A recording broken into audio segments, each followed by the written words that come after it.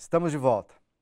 A reforma da lei de abuso de autoridade, o reforço na proteção de direitos fundamentais previstos pela Constituição. Essa é a conversa aqui hoje no Melhor e Mais Justo. Participam comigo Hugo Albuquerque, que é advogado, e Adriana Moreira, militante da Frente Alternativa Preta.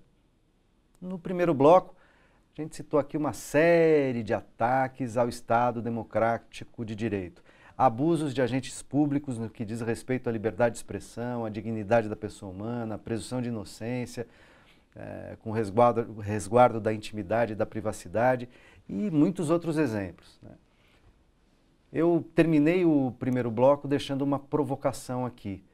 Será que seria uma das formas, uma provocação que sequer era minha, eu deixei, mas de um internauta que nos enviou a pergunta, o Ariel Bruno, será que seria útil para diminuir, para restringir o abuso de autoridade, que as autoridades do Judiciário, do Ministério Público também tivessem mandatos e tivessem que responder a seus atos, aos seus eleitores, como devem fazer os políticos? Adriana. Sempre que a gente pensa numa sociedade mais democrática, a gente pensa na participação popular, no debate público, que as pessoas respondam por suas ações, por quem escolher ao eleitorado. Mas eu acho que é uma coisa que a gente precisa avaliar, porque também só garantir que ele seja eleito, às vezes ele pode ter ações arbitrárias e sejam ações que o imaginário social confirme. Acho que só isso não garantiria a maior lisura no processo. Mas necessariamente não perpetuaria, isso. O cara não teria um cargo vitalício, né? Eu acho que a ideia da possibilidade de perder o cargo vitalício, e é um cargo importante, por exemplo, um juiz do STF, ele chega lá, acho que o Alexandre de Moraes não tem 50 anos, ele vai ficar pelo menos 25 anos trabalhando lá, e a partir de que ponto de vista, né? Qual o lugar social dessa pessoa? Qual que é a trajetória dela? O que ela pensa sobre o mundo para ela garantir que ela permaneça durante 25 anos? Será que a sociedade, o imaginário social não se transforma em 25 anos? Não há nenhum controle social sobre isso, sobre a chegada de uma figura como do Alexandre de Moraes ao Supremo Tribunal Federal, né? Hugo. Olha, é uma questão muito importante. Nos Estados Unidos isso ocorre, não é nenhuma questão revolucionária. Do ponto de vista do ideário liberal, a ideia de que você tenha de pactuar com a comunidade que você julga, né? Ou que você acusa eventualmente. Agora, é preciso ponderar de fato, concordo plenamente. Eu acho que a questão do concurso público não é ruim, eu acho que a gente poderia ter conselhos que avaliassem, fizessem esse papel de análise do que se passa, por exemplo, numa vara, e talvez uma medida interessante seria, em vez de haver um cargo vitalício, que se fosse juiz, promotor por um tempo, sem uma perpetuação. Você depois fazer volta para o mercado. Volta para fazer outra coisa, entendeu? Sim. Até porque a advocacia não seria voltar para o mercado, né? A advocacia não é uma atividade de mercado, pelo menos para o Brasil, então não teria um problema maior. E do ponto de vista da Suprema Corte, sem dúvida alguma. Em Portugal, por exemplo, existe mandato.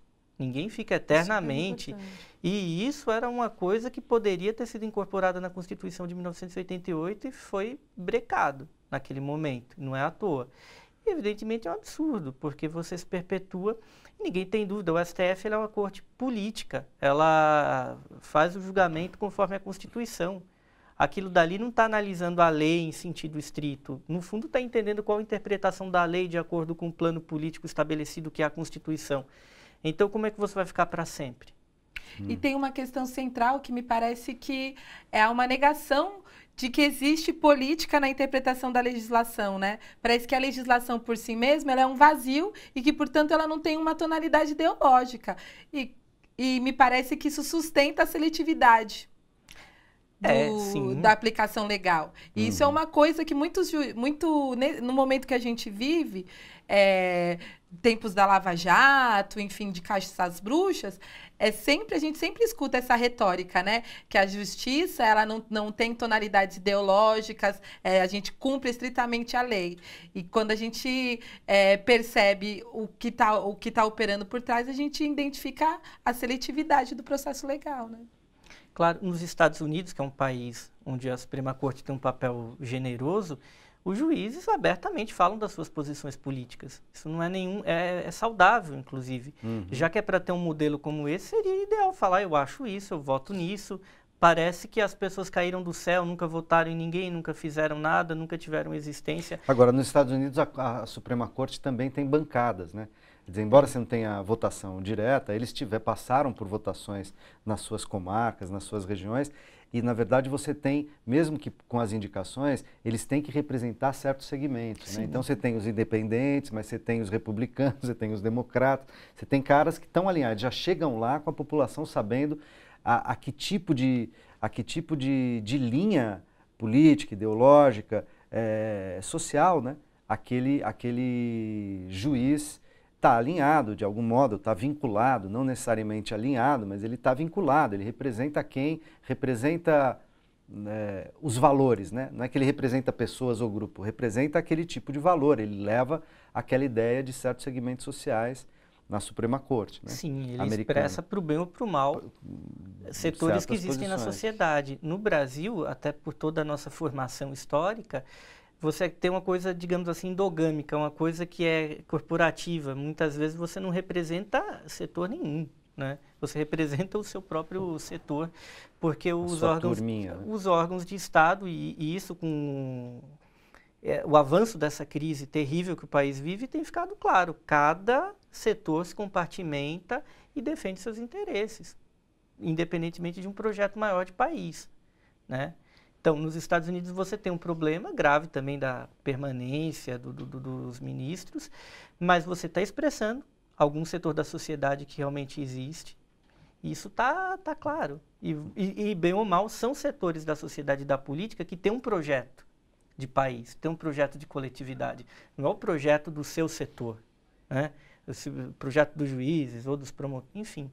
Ou até de um partido político, às vezes não é só isso. Então, isso tem uma vantagem muito grande.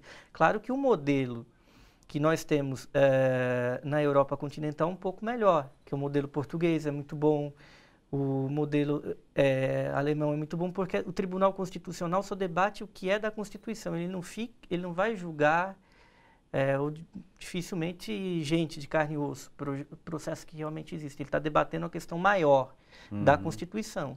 Em Portugal você tem o Tribunal Constitucional, que é o equivalente ao STF, e tem um STJ lá.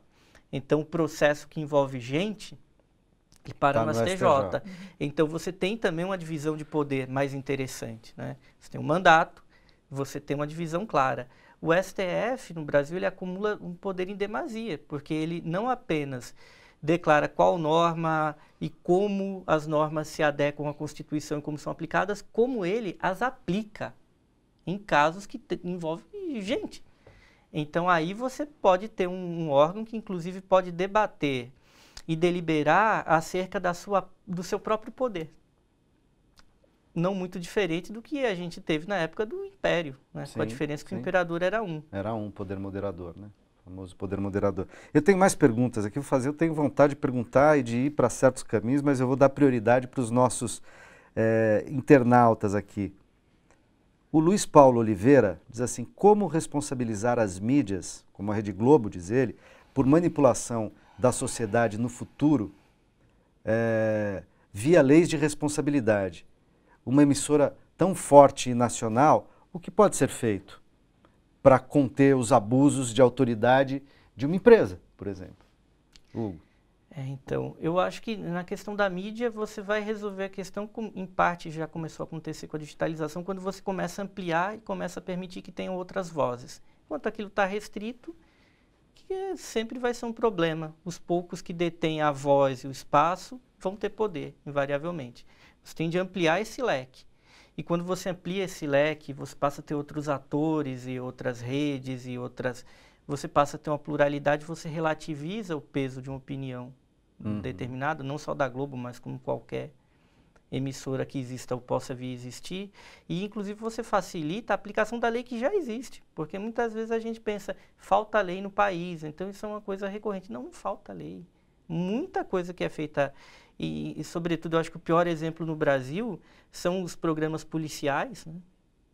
E grande parte daquilo é ilegal. Você tem programas que filmam a polícia abordando um cidadão por uma questão que você nem sabe se é bem assim, expondo o rosto, com condutas muitas vezes ilegais. Então, aquilo pode? Não pode, mas À medida que você tem poucas vozes, você tem uma restrição, e a sociedade tem que trabalhar com isso. De construir e construir movimentos que exponham essa questão, e as pessoas precisam se mover para que, quando aquilo chegue no judiciário, um juiz que julgue, ele saiba que tem gente olhando para aquilo, e tem gente que sabe, porque senão passa batido. E aí, quando passa batido, prevalece a lei do mais forte. Nessa direção, Adriana, em relação à lei do mais forte, quer dizer, vocês estão falando aqui em vários momentos, estou tentando sintetizar, e se eu estiver errado vocês me corrijam, mas estão falando aqui em vários momentos que há um movimento, de um lado, de uma certa privatização do Estado, na medida em que é a vontade privada do magistrado A, B ou C, do agente público A, B ou C, que acaba prevalecendo ao arrepio, né, apesar da lei.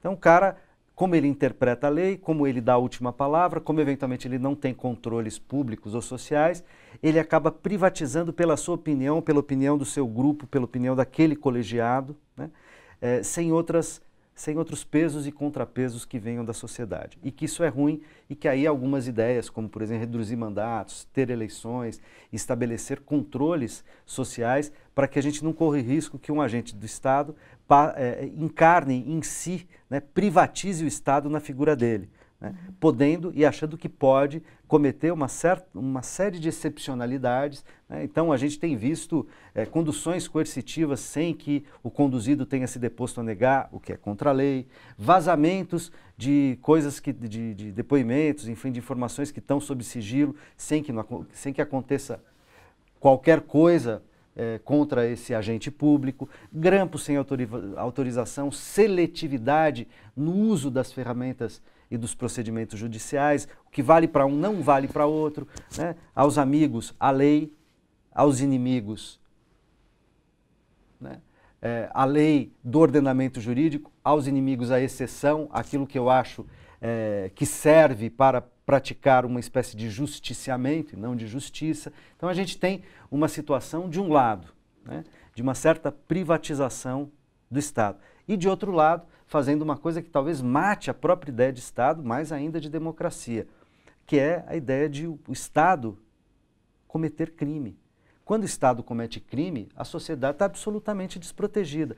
E comete crime não por um equívoco, por um erro, por uma falha, mas ativamente, e fazendo do seu crime, fazendo com que o crime tenha força de lei, que é um pouco a ideia de estado de exceção, tá certo? Você faz a exceção, como você é a autoridade, aquilo que você decide tem força de lei, embora não esteja no ordenamento jurídico e muitas vezes seja ilegal sob o ponto de vista do ordenamento jurídico. A gente vive uma quadra, um momento no Brasil, onde a própria ideia de Estado, de democracia, me parece que está fortemente em risco, não é isso? Eu acho que ela está em risco porque ela nunca se efetivou para o grosso da população. Em 2014, eu era coordenadora do Núcleo de Ação Educacional do CEL Butantã. Então, a gente fazia articulação da educação integral no território a partir de uma perspectiva que trabalhava com os movimentos sociais. 3 ou 4 meninos foram assassinados em Cotia. E a fotografia do assassinato deles chegou às 11h40 da manhã nas escolas. Há uma suspeita, há investigações em curso que foram representantes da Polícia Militar que fizeram isso, e fizeram colar de bala, foram fotos terríveis. Muitas escolas se negavam a fazer o debate do que estava acontecendo. A gente tem como provar quem fez? Eu não sei quem fez, mas existe em curso o extermínio de determinados meninos no Rio Pequeno. Isso existia. E no ano de 2014 ou 2015, o Distrito Policial do Rio Pequeno era um distrito que mais tinha registrado homicídios. E muitas das escolas se negavam ao debate, porque as pessoas, do ponto de vista da sua formação profissional, não têm elementos para fazer a discussão. Os professores, alguns professores que estão envolvidos com o movimento social, algumas questões, eles conseguem até encaminhar a discussão, mas isso não é uma temática, por exemplo, da formação do diretor de escola. Uhum. E isso é central. No Plano Nacional de Educação e Direitos Humanos, ele tem lá um artigo que vai falar sobre a garantia da vida. Mas em nenhum momento ele fala que a vida mais vulnerável no momento é dos jovens negros. No momento em que você tem documento construído pelo Estado mostrando que diminui o índice de homicídios no Brasil, mas ao passo que aumenta o índice de homicídios dos jovens negros. E aí você não tem uma articulação de formação acadêmica das pessoas para tratar do tema. Você tem uma dificuldade de fazer o debate institucionalmente. Acho que fazer o debate dentro da Polícia Militar, por exemplo, que é onde a gente consegue efetivamente materializar, porque é quem dá cabo da vida das pessoas, não é uma discussão fácil. E muitos dos legisladores não querem enfrentar o debate porque dizem que o debate não traz voto. Qual que é a preocupação de o que move os legisladores, os deputados, quando eles dizem eu não vou fazer esse debate porque ele não traz voto? Né? Qual que é a finalidade? O que ele entende pelo exercício da função pública que ele está disputando naquele momento? Esse é um bom exemplo do que eu estou chamando de privatização da atividade pública e da busca do bem comum. O cara está privatizando a atividade política para os interesses pessoais dele, né? Para ser reeleito, etc., né? Se ele acha que não dá voto. Mas, Hugo, você dizia da questão econômica e que eu estou achando aqui, que também estou afirmando isso, né, que privatizar o Estado também faz parte de atribuir à atividade econômica uma espécie de supremacia plena. E a atividade econômica, né, a gente sabe, ela é predatória. Quem pode mais chora menos. Ela não é feita para pessoas, mas ela é feita para que pessoas e grupos lucrem, inclusive podendo explorar, né? E o Estado teve sempre um papel de equilibrar esse jogo. Se o Estado fica refém, né, dessa situação, se eu abro o Estado, né, se eu suspendo o ordenamento jurídico, se eu crio ações de exceção que dizem que o neoliberalismo pode qualquer coisa, então eu posso ter escravidão, né, na reforma trabalhista, eu posso não ter a proteção ao aposentado, eu posso dizer que a polícia tem que fazer isso mesmo, porque afinal de contas a periferia é muito violência, em nome da segurança pública e tal, pode descer o cacete, está tudo certo. Quer dizer, a gente está num campo, beirando um campo de anomia em nome de uma suposta liberdade de mercado? E liberdade econômica? Eu acredito, inclusive algumas autoras, uma autora como a Naomi Klein, quando ela está falando do estado de choque, ela coloca isso. Agora, uma coisa que eu bato na tecla recorrentemente, neoliberalismo não é menos Estado, é mais Estado, mas o Estado fazendo o quê para quem? Quer dizer, é um Estado... Hoje você pega um país como o Brasil e com o avanço do neoliberalismo, você tem um avanço, não só no Brasil, no mundo inteiro, da espionagem contra o cidadão, da capacidade do Estado agir com violência e bisbilhotar a vida alheia, um avanço punitivo, um avanço de gente presa. Vamos ser sinceros, tem mais gente presa hoje no Brasil do que na ditadura. E a capacidade do Estado encontrar as pessoas é maior. E o neoliberalismo, ele fala, não, vamos diminuir o Estado porque é uma meia-verdade. Na prática, o Estado... A atividade econômica do Estado que ele quer diminuir, aumenta, né? O Estado aumenta os direitos que são solapados, na verdade, e você tem um salve-se quem puder. Agora, é uma equação muito complicada, porque muitas vezes coloca, vamos esvaziar o Estado. Na verdade, não está esvaziando o Estado, ele está mudando a função do Estado. O Rafael Valim, professor lá na PUC também e tal, vai lançar um livro, está lançando um livro que chama Estado de Exceção, como o regime de exceção, como o regime do neoliberalismo. Quer dizer, aí o regime de exceção a despeito de qualquer ordenamento jurídico, eu faço o Estado funcionar para os interesses do neoliberalismo. Claro, relativizo tudo. Ou eu arranco as normas que estão previstas na Constituição e na lei, ou eu simplesmente, a exceção não é nem a necessidade de você tirar do ordenamento uma lei, é você não aplicar, né? Ou colocar na geladeira, aplicar quando interessa, né? Essa é a política de exceção. Agora, o grande, digamos assim, o que a gente pode fazer é fortalecer a sociedade. Quando você tem uma sociedade forte, as pessoas comuns, com instituições aqui no chão, entre nós, réis mortais, você passa a ter um Estado que pode ser de alguma maneira domado e que possa agir em favor da vida, em favor do bem-estar. Você tem uma correlação de forças pela sociedade um pouco melhor. Um pouco melhor, e você impõe ao Estado que ele haja como instrumento. Então, a gente não pode cair nessa ilusão. Nós temos de fortalecer os movimentos, nós temos de fortalecer os territórios, a vida comunitária que a gente não tem, para, a partir daí, o Estado começar a agir em prol dos direitos, senão a gente fica da escravo sociedade. Com isso, com a resposta fera. do Hugo, nós vamos ter que encerrar o nosso programa, infelizmente, porque a conversa está boa. Queria, antes de encerrar, fazer um convite. Faça Posso? o convite, pode. Eu queria convidar todas as pessoas interessadas amanhã, na sede central da POSP, Praça da República 284, à Frente Alternativa Negra, está chamando uma grande reunião dos negros e negras para a gente construir uma grande ação e intervenção no dia da greve geral. Então, amanhã, às 14 horas da tarde, estão todos convidados que tenham o entendimento que absolutamente qualquer reforma que aconteça na sociedade brasileira incide diretamente sobre a população negra, na medida que nós somos 56% da população. Isso aí, gente. Agradeço muitíssimo a presença do Hugo, da Adriana e a tua presença que nos acompanhou até aqui. A gente se encontra na próxima quinta ou a qualquer momento pela internet. Forte abraço.